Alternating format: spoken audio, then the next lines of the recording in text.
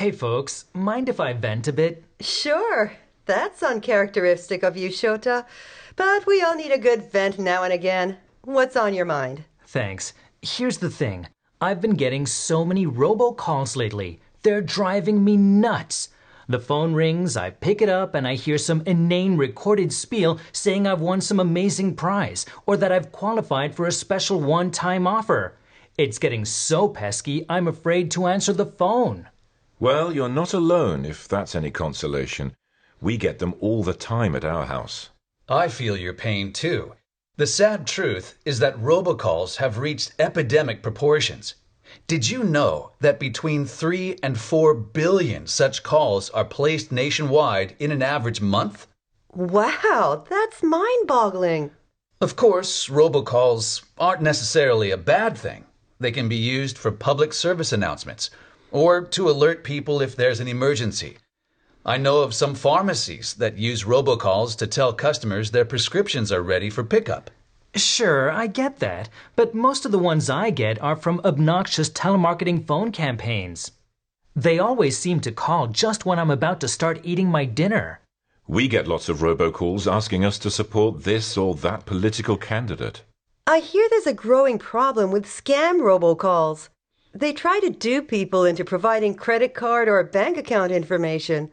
Or they claim to be from the IRS and say there's a problem with your tax return that requires your immediate attention.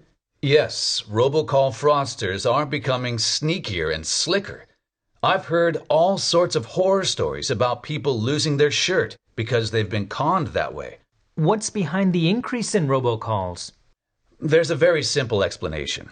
These days, consumers are not answering the phone. This causes both good and bad robocallers to make even more calls to try to get through. As a result, the scam artists are continuing to make more and more calls. What a nightmare. Is there anything we can do to fight this insidious plague? There's no silver bullet, unfortunately. It's pretty well impossible to stop getting robocalls completely. But there are various ways to reduce how many you receive. A good way to start is to sign up with the National Do Not Call Registry. You can register your landline or mobile phone with them for no charge. One of my aunts signed up with them. She's much happier now that she's not running to the phone every 5 minutes just to hear some dubious pitch from a telemarketer. But she can still get robocalls from charities, political groups, and polling organizations. Couldn't she just not answer the phone if the call display shows a number she doesn't recognize? That's what she thought at first. But many sneaky scammers use what's known as spoofing technology to show what appears to be a local number on your caller ID. The call could in fact come from an illicit offshore call center. I would also suggest downloading one of the various robocall blocking apps that are now available. A friend of mine shared a useful tip with me. When he gets a robocall, he hangs up right away. He never says anything, doesn't press any buttons on the phone, and definitely doesn't call back.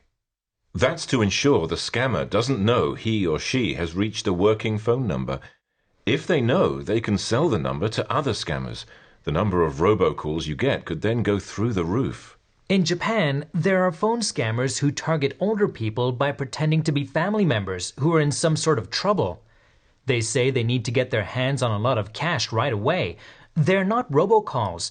They're made by very sophisticated scam artists who have often done some research into their targets' lives to make their fake stories sound credible. I'm sorry to hear that. We have the same problem here in the U.S. This kind of con is called a grandparent scam. They can be tragically effective because of their emotional impact on the victim. In Japan, they're called ore or it's me scams. These scammers cheat their unsuspecting elderly victims out of millions of dollars every year. It's an ongoing problem, even though the police and the media do their best to warn people to be on their guard against this kind of con. There are many cases where people have lost their life savings to these evil swindlers. Yes, I've heard about this kind of scam. The con artists behind them are constantly coming up with new ways to rip people off. The grandmother of one of my friends recently received a call from someone claiming to be her grandson. He said he'd been seriously injured in a water skiing accident while he was on vacation and needed money to cover his medical bill. Then he passed the phone to a man who said he was the doctor treating her grandson's injuries. This so-called doctor apparently sounded very credible. But luckily, my friend's grandmother got wise to his con and just hung up. Good for her. That's a classic setup. Scammers usually come up with some plausible sounding reason for insisting that the money transfer be done secretly, without other family members knowing. Older folks should know that if they get a call like that, they should be cautious and not act hastily. They should tell the caller that they need to think about what to do and that they'll call them back once they've made a decision.